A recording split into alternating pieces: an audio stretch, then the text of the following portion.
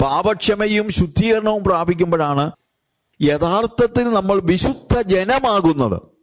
So we have a holy God and there is a holy people.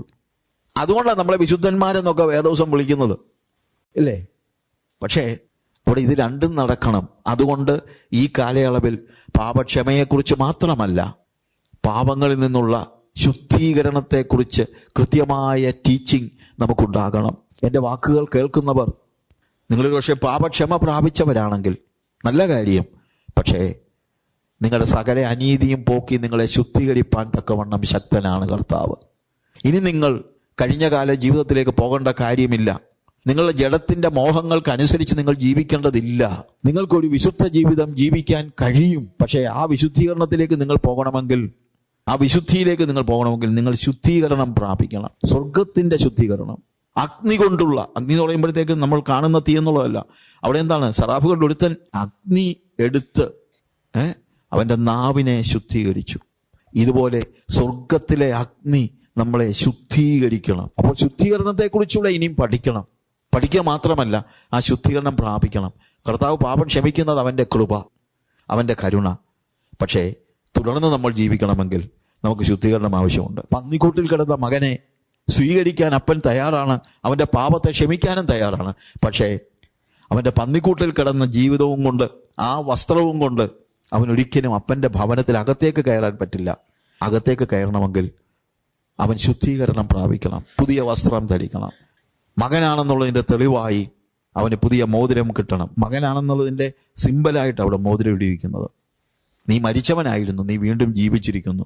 Now you are my son. പാപത്തിൽ മരിച്ചിരുന്നവരായ നമ്മളെ സ്വർഗത്തിൽ ജീവിപ്പിക്കുന്നതാണ് ശുദ്ധീകരണം. ആ ശുദ്ധീകരണം കൊണ്ടാണ് അവിടെ God is a holy God. Holy God, and we are becoming a holy people.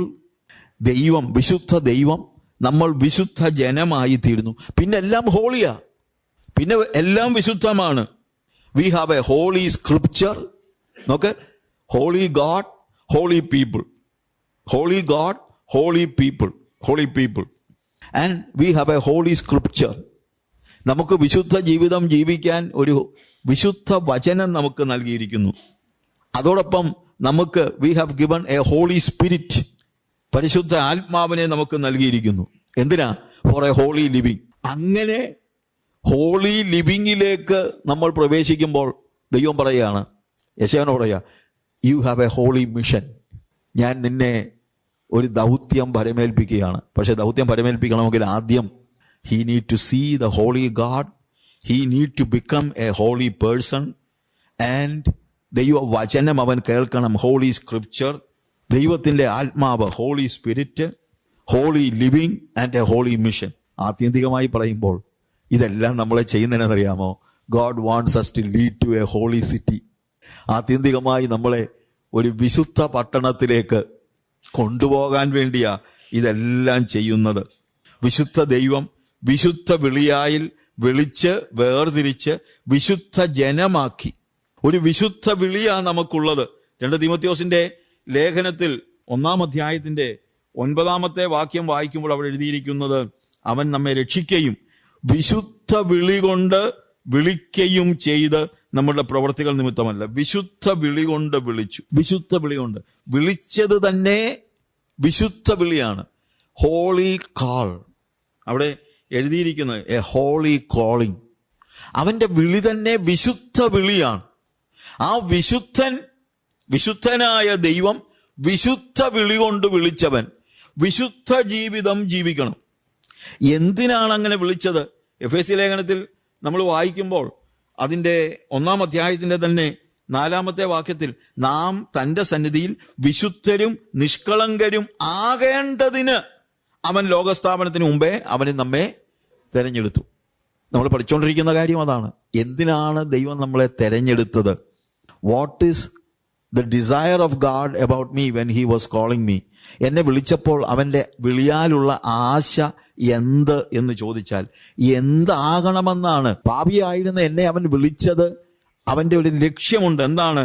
അവൻ്റെ സന്നിധിയിൽ നമ്മൾ വിശുദ്ധരും നിഷ്കളങ്കരും ആകേണ്ടതിന്. വിശുദ്ധ വിളിയുടെ ലക്ഷ്യം നമ്മളെ വിശുദ്ധരും നിഷ്കളങ്കരും ആക്കേണ്ടതിനാണ് വിശുദ്ധ വിളി.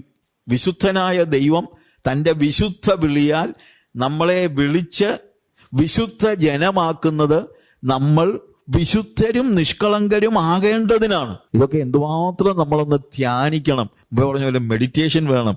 ഇതിൻ്റെ ഓരോ ഭാഗങ്ങളും വായിച്ചാൽ നമ്മളങ്ങ് തുള്ളിച്ചാടിപ്പോവും. കാരണം അതുപോലെ ആഴമുള്ള അർത്ഥം വചനത്തിലുണ്ട്. ഒരു സ്പാർക്ക്, ദൈവത്തിൻ്റെ ആത്മാവും നമ്മുടെ ആത്മാവും തമ്മിലുള്ള ഒരു ഫ്യൂഷൻ ഉണ്ടായാൽ ഇതൊക്കെ നമ്മളങ്ങ് എൻജോയ് ചെയ്യാൻ തുടങ്ങും. ഇതൊക്കെ വായിച്ചു കഴിഞ്ഞാൽ എൻ്റെ ദൈവമേ എന്നാ രസമാണ്. നമ്മൾ രസമെന്ന് മലയാള വാക്ക് ഞാനങ്ങ് ഉപയോഗിച്ചെന്നുള്ളതല്ല, നമ്മളങ്ങ് എൻജോയ് ചെയ്യുകയാണ്. You are enjoying. വിശുദ്ധ ദൈവം വിശുദ്ധ വിളിയാൽ വിളിച്ച് നമ്മളെ വിശുദ്ധരും നിഷ്കളങ്കരും ആക്കേണ്ടതിന് വിശുദ്ധീകരിച്ച്, ആ വിശുദ്ധിക്കായി വിളിക്കപ്പെട്ടവരാണ് നാം. അങ്ങനെയുള്ള നമ്മൾ വിശുദ്ധിയിൽ വളരണം. അപ്പം വിശുദ്ധ ദൈവം വിശുദ്ധ വിളിയാൽ വിളിച്ച് നമ്മെ വിശുദ്ധരും നിഷ്കളങ്കരും ആക്കി വിശുദ്ധീകരിച്ചാൽ, എന്തിനാണ്? വിശുദ്ധിക്ക് വേണ്ടിയാണ് വിളിക്കുന്നത്. വിശുദ്ധരും നിഷ്കളങ്കരും ആക്കേണ്ടതിന് നമ്മളെ വിളിച്ച് വിശുദ്ധീകരിച്ചാൽ അവിടെ നമ്മൾ വിശുദ്ധിയിൽ വളരണം. അതാണ് നമ്മൾ കാണുന്നത്. വിശുദ്ധിയിൽ നമ്മൾ വളരുന്നു എന്നുള്ളതാണ്. We are a holy people. റോമലേഖനം 1-ാം അധ്യായത്തിന്റെ 3-ാം വാക്യത്തിൽ റോമയിൽ ദൈവത്തിന് പ്രിയരും വിളിക്കപ്പെട്ട വിശുദ്ധരുമായ എല്ലാവർക്കും എഴുതുന്നത്. ശരിക്കും പറഞ്ഞാൽ ബൈബിളിന്റെ ഹോളി ബൈബിൾ നമ്മൾ ശരിക്കും പഠിച്ചു കഴിഞ്ഞാൽ എല്ലാം വിശുദ്ധിയുമായിട്ട് ബന്ധപ്പെട്ട. എവിടെ നോക്കിയാലും വിശുദ്ധി വിശുദ്ധി വിശുദ്ധി. എന്നിട്ട് നമ്മളെന്താ ഇതിനെക്കുറിച്ചൊക്കെ പറയാത്തതെന്ന് എൻ്റെ ചിന്ത. വിശുദ്ധന്മാരായ ആളുകൾ അങ്ങനെ ആയിരിക്കണം കർത്താവ് ആഗ്രഹിക്കുന്നത്.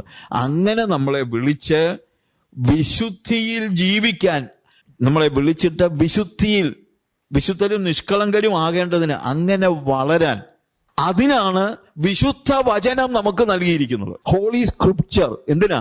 Four a holy living. വചനം കൊണ്ടാണ് നമ്മളെ ദൈവം ശുദ്ധീകരിക്കുന്നത്. കർത്താവ് യോഹന്നാന്റെ സുവിശേഷത്തിൽ അതിന്റെ 17-ാം അധ്യായത്തിൽ കർത്താവ് തന്നെ സംസാരിക്കുമ്പോൾ പറയുന്ന പ്രാർത്ഥനയിൽ കർത്താവ് പറയുന്നതായ ഒരു കാര്യമുണ്ടല്ലോ. അതിന്റെ 17-ാം വാക്യത്തിൽ 17 സത്യത്താൽ അവരെ വിശുദ്ധീകരിക്കണമേ, നിന്റെ വചനം സത്യം ആകുന്നു. സത്യത്താൽ അവരെ വിശുദ്ധീകരിക്കണമേ. അപ്പം കർത്താവ് പറയാണ്, പിതാവേ അവരെ ഞാൻ വിളിച്ചു, വിശുദ്ധ വിളിയാൽ വിളിച്ചു, അവരിപ്പം വിശുദ്ധരാ, പക്ഷെ നീ വീണ്ടും അവരെ വിശുദ്ധീകരിക്കണം, അവർ വിശുദ്ധിയിൽ വളരണം, സത്യത്താൽ അവരെ വിശുദ്ധീകരിക്കണമേ. അപ്പൊ വിശുദ്ധീകരിക്കപ്പെടാനുള്ള മാർഗം എന്താ? സത്യത്താൽ. സത്യം എന്തുവാ?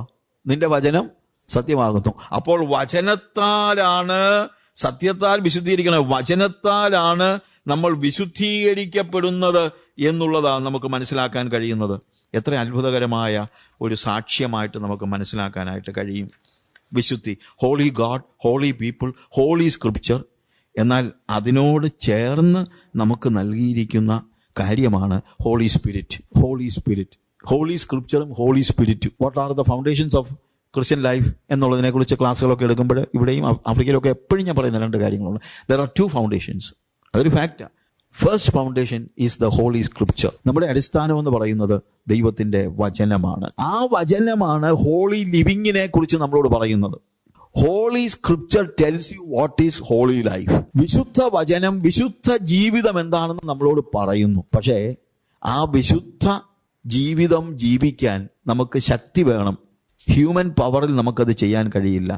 അതുകൊണ്ട് he has given us the holy spirit. അതുകൊണ്ട് ദൈവം നമുക്ക് പരിശുദ്ധ ആത്മാവിനെ, പരിശുദ്ധ വചനം പറയുന്ന വിശുദ്ധ ജീവിതം ജീവിക്കാൻ ശക്തി പകരേണ്ടതിനാണ് പരിശുദ്ധ ആത്മാവിനെ നമുക്ക് നൽകിയിരിക്കുന്നത് എന്നാണ് നമുക്ക് മനസ്സിലാക്കാൻ കഴിയുന്നത്.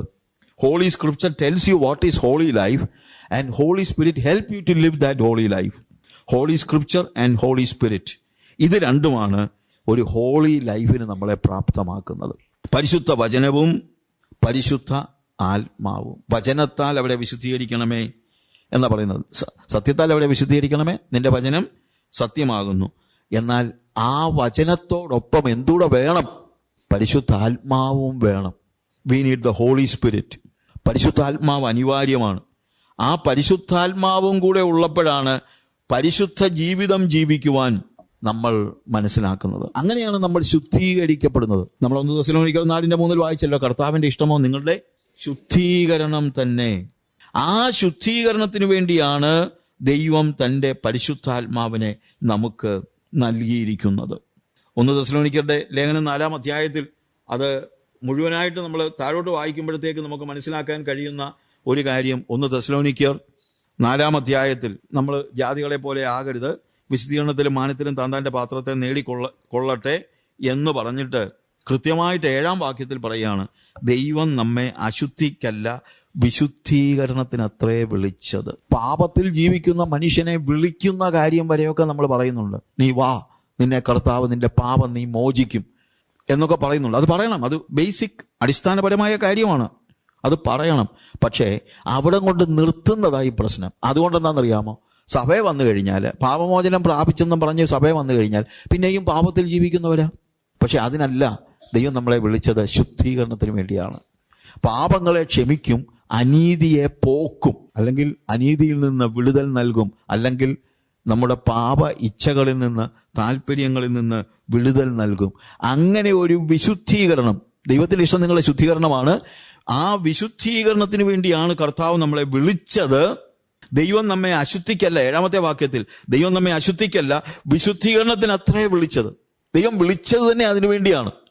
ദൈവം വിളിച്ചത് നിനക്ക് കാറ് തരാനും വീട് തരാനും ഒന്നും അല്ല. നിനക്ക് ഒരു വീടില്ലെങ്കിൽ ചിലപ്പോൾ കർത്താവ് വീട് തന്നിരിക്കും, പക്ഷെ അത് നിനക്ക് മാത്രമല്ല, അത് ഇവിടുത്തെ എല്ലാ ആൾക്കാർക്ക് സൃഷ്ടി എന്ന നിലയിൽ ദൈവം ഒത്തിരി കരുണ കാണിക്കുന്നുണ്ട്.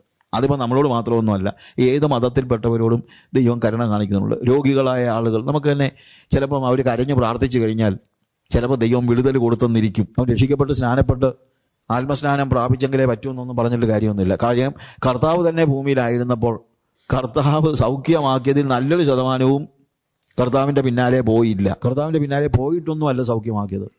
അപ്പോൾ അങ്ങനെ രോഗസൗഖ്യം കിട്ടിയെന്നോ കാറ് കിട്ടിയെന്നോ വീട് കിട്ടിയെന്നോ ഒക്കെ പറഞ്ഞ് എന്തിനാണ് വിളിച്ചതെന്ന്, നിങ്ങളുടെ വിളിയാലുള്ള ആശ ഇന്നതെന്ന് നിങ്ങൾ തിരിച്ചറിയാതെ പോകരുത്. അതുകൊണ്ട് ഇനി ദൈവസഭയിൽ വിശുദ്ധിയെക്കുറിച്ചുള്ള ടീച്ചിങ്സ് വളരെ അനിവാര്യമായി വന്നിരിക്കുന്ന ഒരു കാലഘട്ടമാണ്. പാപക്ഷമയെക്കുറിച്ച് മാത്രം അല്ല, ദൈവത്തിൻ്റെ ഇഷ്ടമോ നിങ്ങളുടെ ശുദ്ധീകരണം തന്നെ. ദൈവം നമ്മെ അശുദ്ധിക്കല്ല വിശുദ്ധിക്കത്രേ വിളിച്ചത്. 8-ാമത്തെ വാക്യത്തിൽ ആകയാൽ തുച്ഛീകരിക്കുന്നവൻ മനുഷ്യനെയല്ല തൻ്റെ പരിശുദ്ധാത്മാവിനെ നിങ്ങൾക്ക് തരുന്ന ദൈവത്തെ തന്നെ തുച്ഛീകരിക്കുന്നു. അതായത് ദൈവം നമ്മളെ വിളിച്ചത് വിശുദ്ധിക്ക് വേണ്ടിയാണ്. അതിനെ തുച്ഛീകരിക്കുന്നു. ഇന്ന് പറ്റുന്നതാണ്. ഇന്ന് ആ കോളിങ് നമ്മളങ്ങ് തുച്ഛീകരിക്കുക, അല്ലെങ്കിൽ അതിനെ സീരിയസ് ആയിട്ട് എടുക്കുന്നില്ല. തുച്ഛീകരിക്കാന്ന് പറഞ്ഞു കഴിഞ്ഞാൽ എതിർത്ത് പറയുകയൊന്നുമല്ല, അത് സീരിയസ് ആയിട്ട് എടുക്കുന്നില്ല. എന്നെ ദൈവം വിളിച്ചത് ഒരു വിശുദ്ധ ജീവിതത്തിന് വേണ്ടിയാണ്. ഞാനൊരു വിശുദ്ധ ജീവിതം ജീവിക്കാൻ ദൈവത്തിൻ്റെ വചനം എനിക്ക് നൽകിയിരിക്കുന്നു, ദൈവത്തിൻ്റെ പരിശുദ്ധാത്മാവ് എനിക്ക് നൽകിയിരിക്കുന്നു എന്ന ബോധ്യത്തോടെ ആത്മനിറവിൽ ആത്മശക്തിയിൽ പാപത്തോട് എതിർത്ത് നിൽക്കുന്ന ഒരു ജീവിതം, അങ്ങനെ ഒരു സീരിയസ് ലൈഫ് എടുക്കാത്ത ആളുകളോട് പറയാണ്, നീ എന്താ ഇത് സീരിയസ് ആയിട്ട് എടുക്കാത്തത്? നീ സീരിയസ് ആയിട്ട് എടുക്കുന്നില്ലെങ്കിൽ, അതാണ് തുച്ഛീകരിക്കുന്നു എന്ന് പറഞ്ഞു കഴിഞ്ഞാൽ അത്രേ ഓർത്താൽ മതി. If you are not taking it very seriously, God has called you for holy living. വിശുദ്ധ ജീവിതത്തിന് വേണ്ടിയാണ് നിന്നെ കർത്താവ് വിളിച്ചത്. അങ്ങനെ ആ വിശുദ്ധ ജീവിതം ജീവിക്കുവാൻ വേണ്ടി നിന്നെ തന്നെ ഏൽപ്പിച്ച് പൂർണ്ണമായും ആ ദൈവത്തിൻ്റെ ഇഷ്ടം നിർവഹിക്കുന്നതിന് വേണ്ടി നിനക്ക് തന്നത് പരിശുദ്ധാത്മാവിനെയാണ്. ആത്മശക്തിയാൽ മാത്രമേ ഒരു വിശുദ്ധ ജീവിതം ജീവിക്കാൻ കഴിയുള്ളൂ. പക്ഷെ നിനക്ക് ഹോളി സ്പിരിറ്റ് തന്നിട്ടുണ്ടെങ്കിൽ, ആ ഹോളി സ്പിരിറ്റ് എന്ന് പറഞ്ഞുകൊണ്ട് കിടന്ന് ചാടി മറിഞ്ഞ് ബഹളമുണ്ടാക്കി എടുത്തടിച്ച പോലെ താഴെ വീണ പിന്നെ ഛർദ്ദിച്ചും, പരിശുദ്ധാത്മാവ് വന്നാൽ ഛർദ്ദിക്കും എന്നൊക്കെ ചിലർ പറയുന്നത്. അങ്ങനെ ജീവിതം പോക്കുന്നവർ they are not taking Holy Spirit seriously. ആകയാൽ തുച്ഛീകരിക്കുന്നവൻ, വിശുദ്ധ ജീവിതത്തെ സീരിയസ് ആയിട്ട് എടുക്കാത്തവൻ.